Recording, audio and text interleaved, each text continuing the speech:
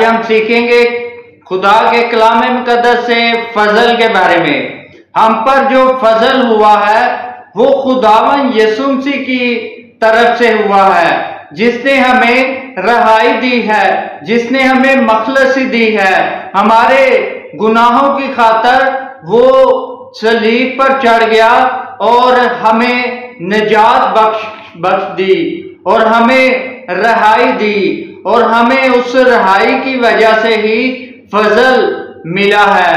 और वो फजल रहम जो हम पर हुआ है वो खुदा की बड़ी कुदरत है, वो खुदा का बड़ा रहम है, वो खुदा की बड़ी हमारी गुनाहों से खलासी देना है। वो हमारे गुनाहों को लिए खुद कुचला गया ताकि हम फजल की वजह से बच जाएं। हमें जो है वो ईमान के वसीला से फजल के वसीला से ईमान के वसीला से फजल मिला है, ताकि हम रहाई पा सकें, ताकि हम मखलसी पा सकें। ईमान के वसीला से नहीं, ईमान की वजह से हमें रास्तबाजी नहीं मिली, हमें मखलसी नहीं मिली। ईमान के वसीला से हमें जो है वो गुनाहों से निजात नहीं मिली, बल्कि ईमान के वसीला से। हम जब यीशु मसीह पर ईमान रखते हैं पूरे दिल से और पूरी अकल और पूरी जान से, तो खुदा हम पर अपना फजल करता है, हमारे गुनाहों की निजात के लिए अपनी जान को कुर्बान करता है। हमारे ईमान की वजह से ही खुदा ने हम पर बड़ा फजल किया कि हमारे जो बनी नो इंसान से गुनाह शुरू हुए थे, उन गुनाहों की वजह से हम पर ऐसा फजल हुआ कि खुदा ने अपना इकलौता बेटा बख्श दिया और हमें निजात दी, गुनाहों से खलासी दी, गुनाहों से रहाई दी। कलाम मुकद्दस में से पढ़ेंगे इफिसियों 2 बाब उसकी 8 से 9 आयत। क्योंकि तुमको ईमान के वसीला से फजल ही से निजात मिली है, और ये तुम्हारी तरफ से नहीं, खुदा की बख्शिश है। ये हम पर जो फजल हुआ है, हम पर जो रहम हुआ है, हमारे गुनाहों की बख्शिश हुई है, ये हमारी तरफ से नहीं बल्कि खुदा की बड़ी बख्शिश है। खुदा की वजह से हमें रहाई मिली है, खुदा की वजह से हमें बख्शिश मिली है, उन गुनाहों से रहाई मिली है, क्योंकि हमने यीशु मसीह पर ईमान रखा है। और जो कोई यीशु मसीह पर ईमान लाएगा वो यकीनन उस पर भी फजल होगा, उस पर भी रहम होगा, उसके भी गुनाह मिटाए जाएंगे, उसके भी गुनाहों से खलासी उसको मिल जाएगी, उसके भी गुनाहों से उसको रिहाई मिल जाएगी। और सिर्फ और सिर्फ यीशु पर ईमान लाने की वजह से खुदा की तरफ से हमें बख्शिश मिली है, बड़ा फजल मिला है। और ना ईमान के सबब से है ताकि कोई फक्र ना करे।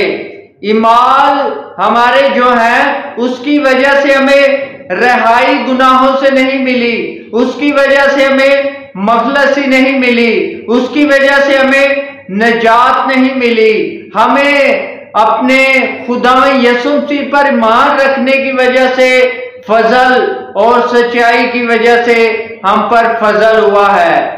इसीलिए हम जितने भी अच्छे माल कर लें, हम ईमान की वजह से हमें गुनाहों से मखलसी नहीं मिलती, हमें गुनाहों से रहाई नहीं मिलती, हमें निजात नहीं मिलती। ईमान के वसीला से हमें ईमान के वसीला से जो है वो निजात मिलती है, रहाई मिलती है, मखलसी मिलती है। दूसरा कुरिन्थियों 12 बाब 9 आयत। मगर उसने मुझसे कहा कि मेरा फजल तेरे लिए काफी है, क्योंकि मेरी कुदरत कमजोरी में पूरी होती है। बस मैं बड़ी खुशी से अपनी कमजोरी पर फक्र करूंगा, ताकि मसीह की कुदरत मुझ पर छाई रहे। तो खुदा की कुदरत, मसीह की कुदरत जो है वो हम पर छाई रहती है जब हम उस पर पूरे दिल से खुदावंद यीशु मसीह पर ईमान रखते हैं, तो उसकी कुदरत हम पर छाई रहती है। हम कमजोरी की हालत में भी जो है वो खुदा के फजल की वजह से चलते फिरते हैं। खुदा के फजल की वजह से हम तंदुरुस्त फील करते हैं, चाहे हम कमजोर ही क्यों ना हो, हम जो है वो अच्छा फील करते हैं। रहाई मिलती है, मखलसी मिलती है और गुनाहों से निजात मिलती है और रहाई मखलसी मिलती है। इसीलिए रोमियो 5 बाब उसकी 20-21 आयत, और बीच में शरीयत मौजूद हुई ताकि गुनाह ज्यादा हो जाए, मगर जहां गुनाह ज्यादा हुआ वहां फजल उससे भी नहायत ज्यादा हुआ। जहां पे गुनाह ज्यादा हुआ वहां पे फजल उससे भी ज्यादा हुआ, क्योंकि गुनाह के आने की वजह से फजल मौजूद हुआ, ताकि जिस तरह गुनाह ने मौत के सबब से बादशाही की, तरह फजल भी हमारे खुदावंद से यीशु मसीह के वसीला से हमेशा की जिंदगी के लिए रास्तबाजी के जरिए से बादशाही करे। जिस तरह गुनाह ने इंसानों पर हुकूमत की, बादशाही की, तो इसी तरह खुदावंद यीशु मसीह के वसीला से हम रास्तबाजी में हमेशा की बादशाही करें। ये खुदा का मंसूबा, ये खुदा का प्लान जो इंसानों पर रहम की वजह से हुआ, ये कोई और नहीं कर सकता। ये खुदा ही हम पर फजल कर सकता है कि हमें गुनाहों से रिहाई दे सकता है, हमें गुनाहों से मखलसी दे सकता है। हमें खुदावंद यीशु मसीह के सलीब पर चढ़ जाने की वजह से और मर जाने की वजह से ही हमें फजल मिला है, रिहाई मिली है, वरना और कोई मंसूबा नहीं था और कोई चारा नहीं था और कोई मबूद नहीं था कि हमें रिहाई मिले, हमें निजात मिले, हमें मखलसी मिले। इसीलिए खुदावंद यीशु मसीह के वसीला से हमें वो रास्तबाजी की बादशाही मिली, उस पर ईमान लाने की वजह से हम पर फजल हुआ। तो गुनाह ने तो मौत को जो है वो मौत पर बादशाही की थी, इसीलिए यीशु मसीह के वसीला से, यीशु मसीह के वजह से हम पर फजल हुआ, हम पर रहम हुआ, ताकि रास्तबाजी में हमें बादशाही मिले। यूहन्ना 1 बाब 16, क्योंकि उसकी ममूरी में से हम सब ने पाया, यानी फजल पर फजल। उसकी ममूरी से, जो खुदा ने उसको ममूर किया, तो उसकी ममूरी की वजह से ही हम पर फजल हुआ कि खुदा ने उसको भेजा ताकि खुदा का और इंसान का जो रिश्ता टूटा था उसको जोड़ने के लिए रहम हुआ, हम पर फजल हुआ।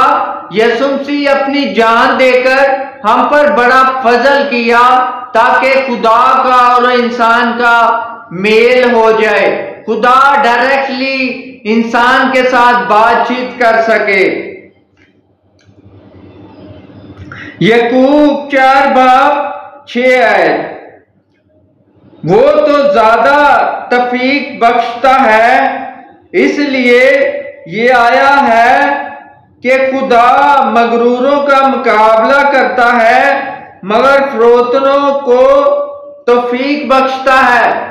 मगरूर जो होते हैं वो खुदा का मुकाबला करते हैं, मगर फरोतन जो है वो उन पर खुदा का तौफीक बख्शता है उनको, उन पर फजल करता है, उन पर रहम करता है, उनके गुनाहों को जो है वो मिटा देता है। ये हम पर बड़ा फजल होता है।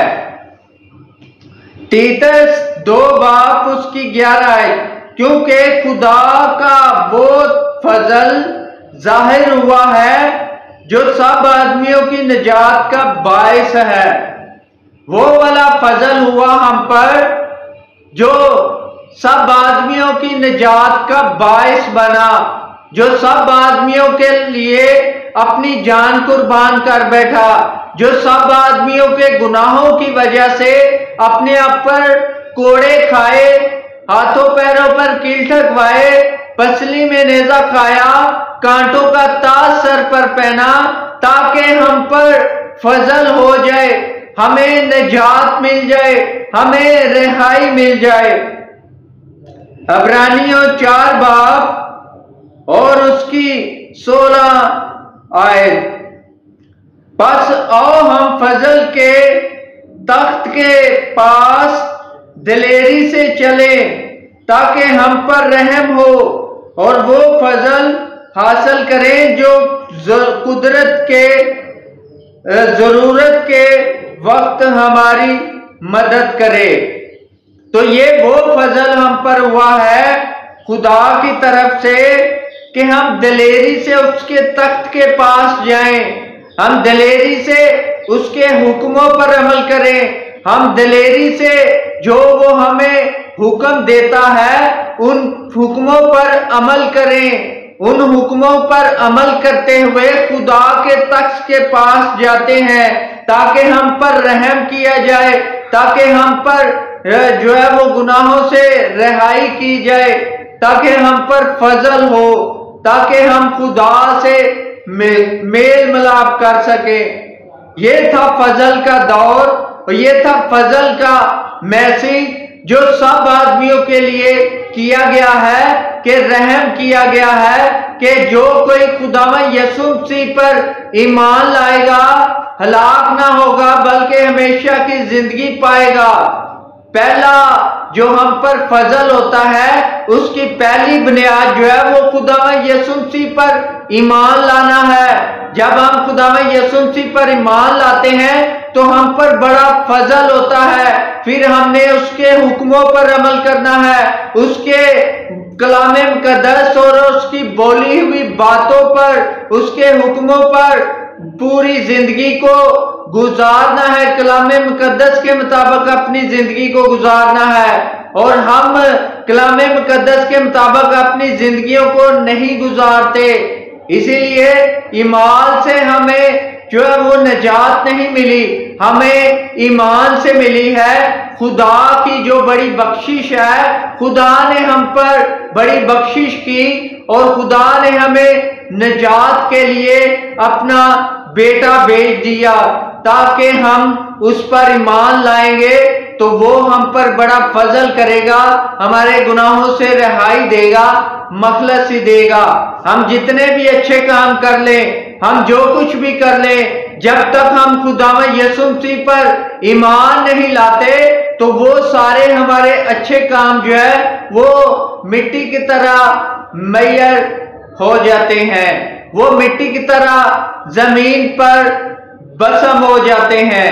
अगर हम ईमान से यीशु मसीह पर ईमान रखेंगे तो यकीनन हमारे ईमान भी हमें वो निजात देते हैं, हमें वो रिहाई देते हैं, हमें वो मखलसी देते हैं।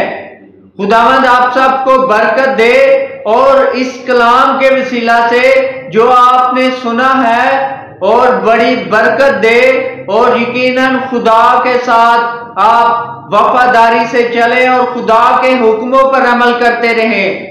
खुदावंद यीशु मसीह बहुत जल्द आ रहे हैं और उसके कलाम के मुताबिक अपनी जिंदगियों को गुजारे और अपने गुनाहों को तर्क करें, अपनी जिंदगी को बदल दे और खुदा आप पर बड़ा फजल करेगा। Thank you Jesus, hallelujah.